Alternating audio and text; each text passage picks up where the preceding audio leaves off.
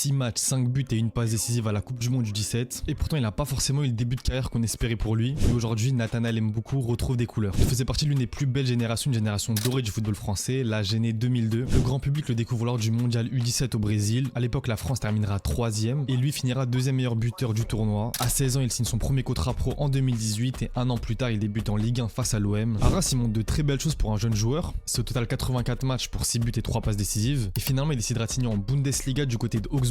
Et sur le papier, ça ressemble à un très bon choix. Un championnat avec beaucoup d'espace et qu'on voit les qualités du joueur, on dit qu'il peut que se régaler là-bas. Donc au vu de son profil et du championnat, on se dit que tout va coller parfaitement. Et bien évidemment, c'est pas le cas du tout. Il aura joué seulement 36 minutes avec le club allemand. Il sera prêté à Saint-Etienne et c'est peut-être là-bas qu'il a pour l'instant réalisé le meilleur passage de sa carrière. 21 matchs, 4 buts et 2 passes décisives et à la clé une remontée en Ligue 1 face au FC Metz de Mikotadze. Saint-Etienne ne le garde pas, il atterrit finalement au Dynamo Zagreb. À Zagreb, c'est compliqué à peine 600 minutes. Bon, certes, il connaît ses premières minutes en Ligue des Champions et c'est une étape à rapidement oublier pour lui. Et le voilà de retour en France, cette fois du côté de Montpellier en Ligue 2. Et là, il reprend clairement des couleurs, titulaire indiscutable, il compte déjà une passe D en championnat. En parallèle, il est devenu international congolais et là aussi, il commence à enchaîner pas mal de belles prestations. Un profil qui fait kiffer tous les amoureux du football, ça sera clairement un joueur à suivre de très près lors de cette prochaine CAN. Est-ce que vous pensez justement que cette CAN avec la RDC peut lui permettre de passer un step dans sa carrière?